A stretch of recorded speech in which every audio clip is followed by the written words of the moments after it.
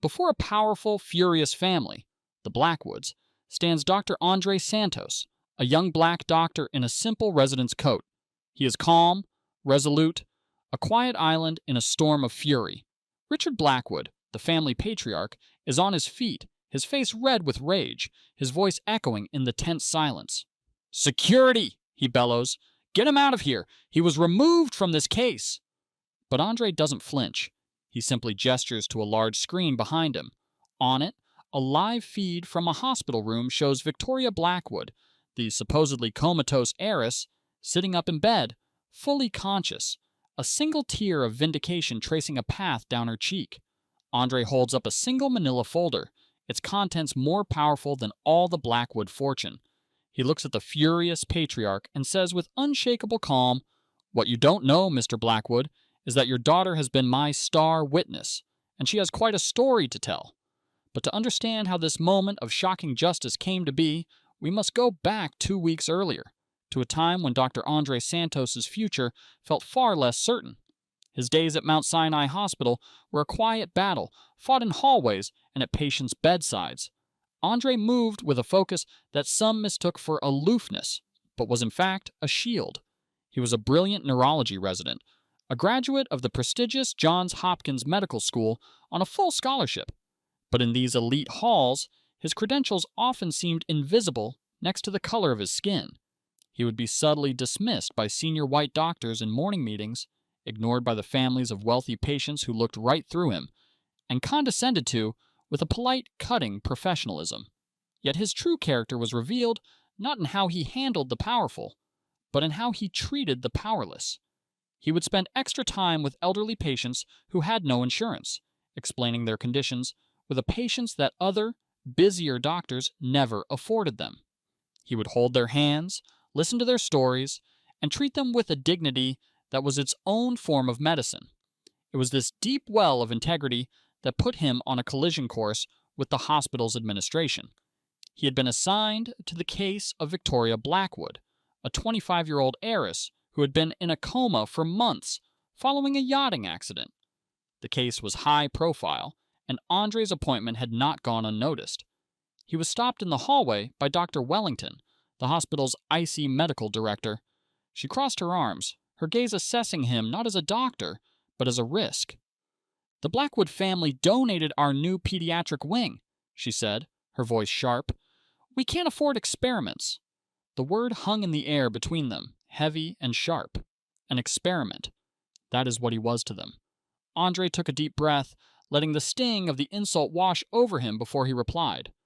"With all due respect, doctor," he said, his voice perfectly calm and professional, "my training at Johns Hopkins was in complex neurological trauma. I'm not an experiment. I'm her best chance." He walked away, leaving Dr. Wellington frowning, and entered Victoria Blackwood's room. It was more like a luxury suite than a hospital room, filled with expensive flowers that were replaced daily. To the other staff, Victoria was a living mannequin, a task to be completed. They would enter, check the machines, change the bags, and leave, their conversations echoing off the walls as if the patient in the bed were just part of the furniture. But Andre saw a person. He saw the young woman who was trapped somewhere inside that still body. As he carefully changed the dressing on her surgical incision, he spoke to her in a soft voice. "Good morning, Victoria," he murmured. "I know you're in there, just fighting to find the switch." And it was then, in that quiet moment of human connection, that he saw it. While performing a routine pupillary reflex test with his penlight, he noticed something no one else had. It was a faint flutter of her eyelid, a microscopic movement. It wasn't a random twitch. It followed the pattern of his light. It was a response.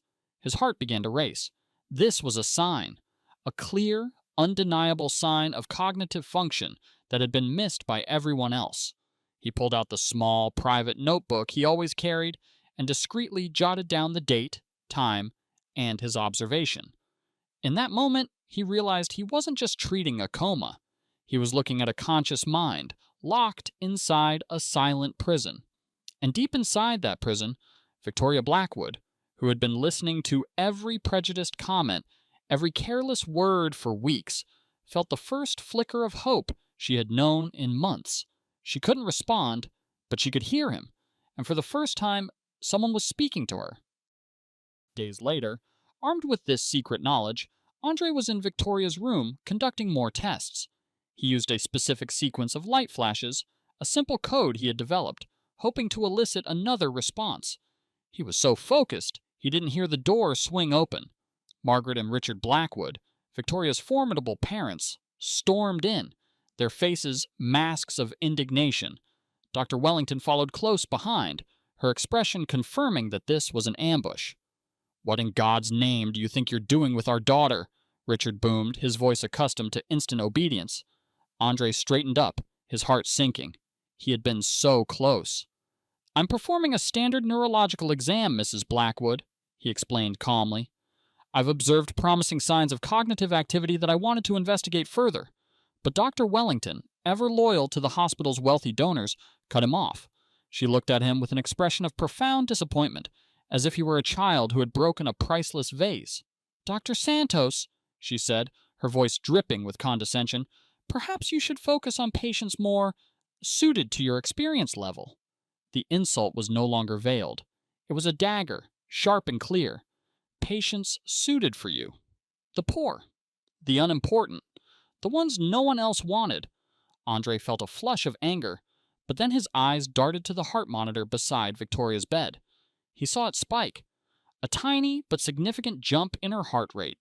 It was a clear sign of emotional distress. She had heard the insult. She understood. And she was angry on his behalf. In that instant, Andre stood at a crossroads. Every instinct for self-preservation screamed at him to back down. He could apologize, say he was mistaken, and save his career. His student loans, the years of struggle, the dream he had fought so hard for, it could all be protected with a few simple, dishonest words. He could keep his job, his place at this prestigious hospital, if he just let this injustice slide. But then he looked at Victoria, so still and helpless in her bed, yet so clearly alive and aware on the inside. He thought of her silent anger, her defenselessness. His duty wasn't to his career. It wasn't to the powerful family or the cynical administrator. His duty was to his patient. He made his choice. He turned away from Dr. Wellington and looked directly at Margaret Blackwood, the family matriarch. He knew what he was about to say would cost him everything. But it was the truth. His voice was low, but it filled the room with an undeniable authority. "I'm not implying anything, Mrs. Blackwood," he said. "I am stating, in my professional medical opinion, that Victoria is conscious. And if that is the case, she has been listening to every single conversation that has taken place in this room." The silence that followed was a thunderclap. Richard and Margaret Blackwood stared at him, then looked at their daughter on the bed with a new, horrified expression, a mixture of shock, hope, and a sudden, creeping guilt. Dr. Wellington's face hardened. He had not only challenged her authority, he had accused the hospital's biggest donors of negligence in front of their own daughter. It was an unforgivable offense. "That's enough," she snapped. "Dr. Santos, you are officially removed from this case for insubordination." Andre simply nodded. He knew this was coming. He gathered his few personal items from the room, his heart heavy with defeat, but his spirit unbroken. Before he left, he leaned close to Victoria's ear one last time, so the others couldn't hear. "They don't see your strength," he whispered, "but I do. Don't give up." He walked out of the room, leaving his career in tatters behind him. What he couldn't see, what no one saw, was the single tear that finally escaped from Victoria's eye and rolled slowly down her temple. It was the first physical, willful action she had been able to make in months. It was a tear of anger, of gratitude, and of a promise. Her fight was just beginning. 2 weeks later, the scene was set for the final act. We are back in the hospital auditorium, where Andre's fate was seemingly sealed. The new doctor on Victoria's case, Dr. Harrison, a man known more for his skill at flattering wealthy families than for his medical competence, stood before the Blackwoods. He was recommending an aggressive, experimental surgery to stimulate Victoria's brain, a dangerous and unnecessary procedure for a patient who was already waking up on her own. After consulting with renowned specialists, Harrison began with his usual smug confidence. I believe the surgery could significantly speed up Victoria's recovery." Just as Margaret Blackwood was about to give her eager approval, the auditorium doors swung open. It was Andre, but he was not alone. He was flanked by Dr. Patricia Reeves, a stern, no-nonsense woman from the State Medical Board, and a television journalist with a camera resting on his shoulder. This was the re-encounter. Andre was no longer the lone resident pleading his case. He was the harbinger of a reckoning, and he was bringing the fight to their territory on his terms.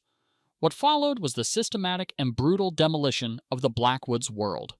Andre presented his meticulous notes, the documented patterns of eye movement, the time-stamped spikes in heart rate that correlated with specific conversations, all evidence that Dr. Harrison had either missed or willfully ignored. He presented medical journals showing that the surgery Harrison proposed was not only high risk, but completely inappropriate for a patient showing clear signs of natural recovery. The final, devastating blow came when Andre turned on a large screen, revealing the live feed from Victoria's room. The room gasped. There was Victoria, sitting up in bed, looking frail but alert, calmly speaking with a nurse. She was awake, and she had been for days. She had kept it a secret, waiting for this very moment, this perfect trap. Dr. Harrison's face went white. His career had just ended in front of a camera and the State Medical Board. In the stunned aftermath, all the Blackwood family's power evaporated into thin air.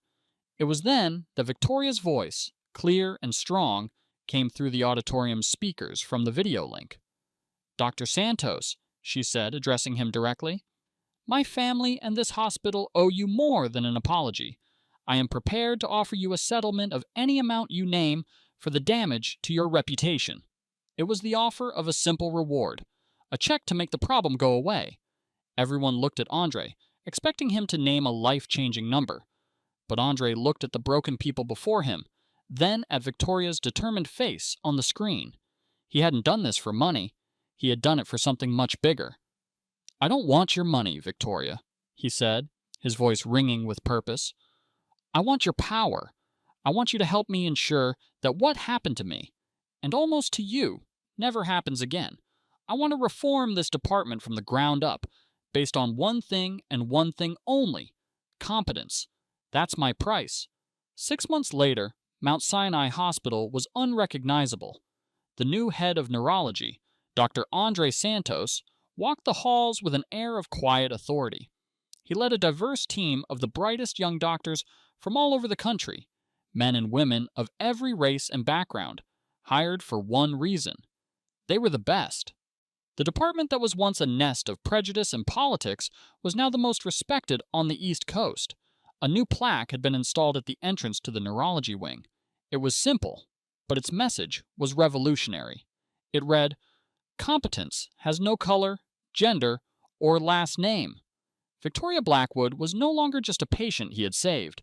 She stood beside him at a press conference announcing the launch of the Santos Blackwood Foundation for Medical Justice, a powerful new organization dedicated to fighting discrimination in medicine and funding scholarships for underprivileged students who dreamed of becoming doctors. And what of their tormentors? Dr. Harrison, his medical license permanently revoked, was last seen miserably trying to sell medical equipment to a young, confident black doctor who barely gave him the time of day. The Blackwood name, once a symbol of power, was now synonymous with scandal, their fortune diminished by lawsuits and their reputation in ruins. Andre, standing in his new, spacious office overlooking the city, he had faced down injustice not with anger, but with excellence. He had been offered a reward for his virtue, but he had chosen something far greater: the chance to build a better world.